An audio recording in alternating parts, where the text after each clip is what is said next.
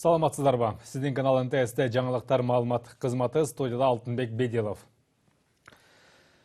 Икрамжан Илмиянов улуттук коопсуздук кызматынын тергөө абагына камакка алынды. Ага кылмыш жаза кодексинин алдамчылык беренеси менен айып тагылууда. Эми ал соттун чечимине ылайык 28 ноябрга чейин камакта болот. Кыргыз коомчулугуна Шопур деген каймына ат менен белгилүү болгон Икрамжан Илмиянов мурдагы бийликтин тушунда эң таасирдүү адамдардан бири болгон. Атамбаевдин мурдагы айдоочусу, кийин кеңешчиси болгон Илмиянов кадр саясатын чечип келгени айтылып жүрөт. Мындан улам анын камакка алынышы менен дагы бир топ чуулгандуу кылмыш иштеринин бети ачылышы мүмкүн дешет эксперттер. Кененирээк Мирбек Айтикеев баяндайт. Экс-президент Алмазбек Атамбаевдин мурдагы айдоочусу, кеңешчиси Икрамжан Илмиянов 28 ноябрга чейин УКМКнын тергөө абагына камалды. Мындай чечимди Бишкектин 1-май райондук соту чыгарды.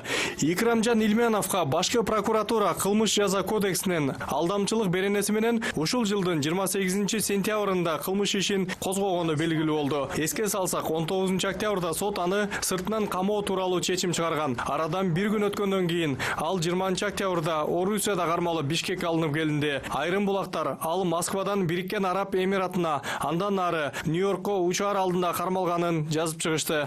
Буга чейинки жүргүзүлгөн ыкчам амалдардын негизинде мунун баары жасалды.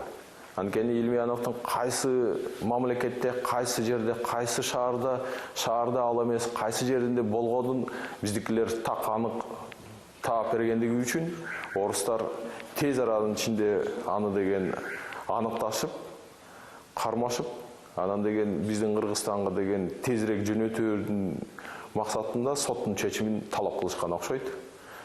Соттун чечими кечинде чыкты дагы, эртеси күнү ошол соттун чечиминин негизинде орустар Илмияновду Кыргызстанга жеткирип беришти. Айрым маалымат ишкерден $150,000 алган деп айыпталып жатат. Бирок кимден, кандай жагдайда алганы белгисиз. Икрамжан Илмиянов Кыргызстан социал-демократтар партиясынын саясий кеңешинин мүчөсү болгондуктан, соңку окуялар боюнча пикирин билүү үчүн жогорку кеңештеги КСДП фракциясынын айрым депутаттарына кайрылдык. Көпчүлүгү сурообузга жооп берүүдөн баш тартышты. Илмияновдун кармалганы боюнчачы кандай комментарий бересиздер? Сатам. Я. Жо, сиздер партиялашпайсызбы? Шашып атам, кечирим сурайм. Кыскача бир койдум.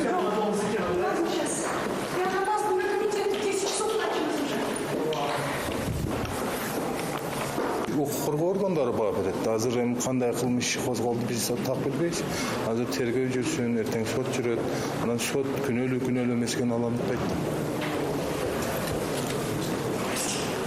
Коомчулукка Шопур деген ат менен таанымал болгон Икрамжан Илмиянов мурдагы бийликтин тушунда эң таасирдүү адамдардын бири болгон. Ал кезинде президенттик аппараттын башчысынын 1-орун басары, президенттин кеңешчиси кызматтарын аркалаган, Кыргызстандын Көкбөрү Федерациясынын президенти да болгон. Коомчулукта ал кадр саясатына кеңири аралашканы айтылып жүрөт. Мындан улам талдоочулар тергөө учурунда дагы жаңы жагдайлар ачылып, камакка алынгандардын тизмеги узарышы мүмкүн дешет. Икрам Илмияновдун кармалышы бир гана ошол $150,000 доолаганы үчүн менен чектелип калбайт. Анткени Икрам Илмиянов 7-8 жылдан бери бүт ошол кадрдык саясатын тейлеген.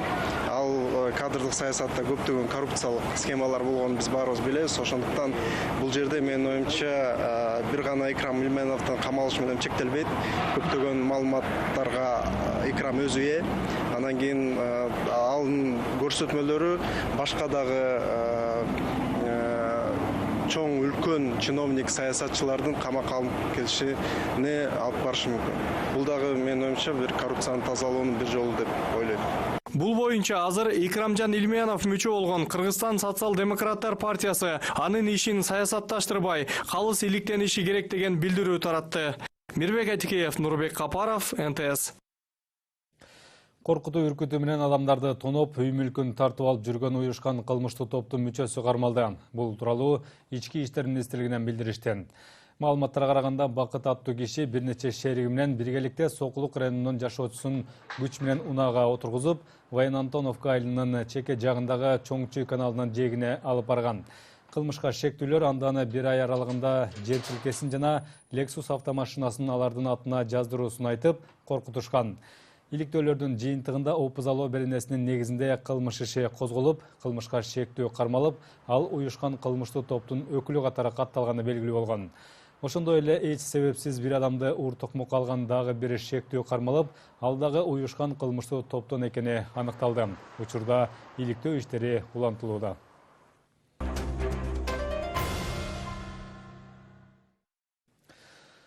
Кыргыз аэронавигация ишканасынын директорунун орун басарынын өлүмү боюнча кылмыш иши козголду. Милиция 2 адамды шектүү катары камакка алды. Алар ден соолукка атайлап залал келтирүү беренеси боюнча айыпталууда. Кече кечинде Бишкекте жол кырсыгынын натыйжасында айдоочулар ортосунда мушташ чыгып, Кыргыз аэронавигация ишканасынын директорунун орун басары Маматназар Жакыпбаев каза болду. Маалыматтарга караганда аны бирөө түртүп жибергенде Жакыпбаев кулап кетип, башы менен бордюрга тийип, ошол жерден жан берген. Жалпысынан 2 күн ичинде өлкө боюнча жол кырсыгынан 4 адам набыт кетти. Алардын арасында 3 айлык наристе бар.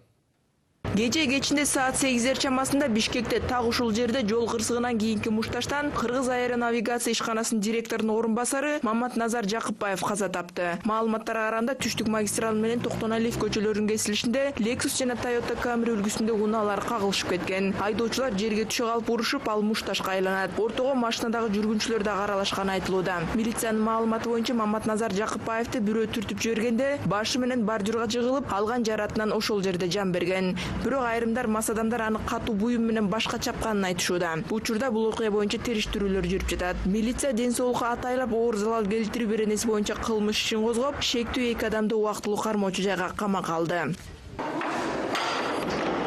Адам өлүмү менен коштолгон дагы бир жол кырсыгы Бишкек Ош жолунда Токтогул районунда болду. Андан жогорку кеңештин депутаты Нодирбек Каримов жубайы балдары менен жабыркап, энесинен айрылды. Маалыматтарга караганда машинаны эл өкүлү өзү башкарып келаткан. Өзгөндөн Бишкекти көздөй баратып, Нодирбек Камилов рулду башкара албай, автоунаа жолдун четине чыгып, андан ары ала салып кеткен. Жол кырсыгынын кесепетинен депутаттын 70-теги апасы ошол жерден көз жумган. Ал эми эл өкүлү жубайы, кайненеси жана 20-16 жаштардагы балдары менен ооруканага жеткирилген. Балдары менен депутат Нодирбек Камиловго биринчи медициналык жардам көрсөтүлгөндөн кийин үйлөрүнө чыгарылган. Учурда аялы менен анын апасы ооруканада. Абалы канааттандырарлык деп бааланууда.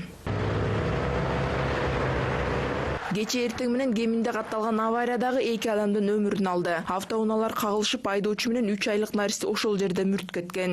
Жол кырсыгы Бишкек Нарын Торгар трассасынын Кызыл Октябрь айылынын тушунда болгон. Маалыматтарга караганда эртең мененки саат 8:30 Мерседес жеңил унаасы менен Toyota жол тандабасы сүзүшкөн. Алдын ала маалыматтар боюнча Мерседестин айдоочусу рулду башкарып баратканда көзү илинип кеткен. Автокырсыктан дагы 3 киши жаракат алып, ооруканага жеткирилди. Адам өлүмү менен коштолгон дагы бир авария ишемби күнү Жумгал районунда катталган. Нарын областык милициянын маалыматы боюнча Көкөй айылында Мерседес унаасы көпүрдөн сууга түшүп кетип, 1 киши көз жумган. Таңкы саат 6 чамасында үйлөнүү тоюнан келе жаткан 24 жаштагы айдоочу рулду башкара албай кулап кеткен. 2 күн ичинде эле өлкөдө жол кырсыгынан 4 адам каза тапты. Ал эми 9 айда 615 киши авариянын курманды болгон. Анын 77си балдар. Жол кырсыктары көбөйүп жаткан маалда Кыргызстанда коопсуз шаар долбоорун ишке ашыруу ого бетер кыйындады. 8 жылдан бери бул проект айрым бир аткаминерлердин кызыкчылыгынанбы же кайдыгерлигиненби тендерлер жаңжалдар менен коштолуп, улам үзгүлтүккө учурап келет. Азыр дагы соттук териштирүүлөр жүрүп жатат. Элизат Эркинтур, Эрлан Кемелбеков, НТС. Өзбекстандын Наманган областында Кыргызстан менен Өзбекстандын өкмөттүк делегациялары жолугуп, чек аранын тактар-элек тилкелерин делимитациялоо жана демаркациялоо маселесин талкуулашты. Бул тууралуу кошуна өлкөнүн тышкы иштер министрлиги билдирди. Анда тараптар Фергана менен Баткен областтарынын аймагындагы Шахимардан тилкеси жана Наманган менен Жалал Абадтын ортосунда жайгашкан Каньон блок тилкелери тууралуу сүйлөшкөнү белгилүү болду. Жолугушуунун жыйынтыгында атайын протокол түзүлгөн. Кыргызстан менен Өзбекстандын ортосунда чек ара тилкеси жалпысынан 1388 чакырымды түзсө, анын 200 километрге жакыны тактар-элек. Мына ушундай жаңылыктар менен программабызды жыйынтыктайбыз. Саламатта туруңуздар.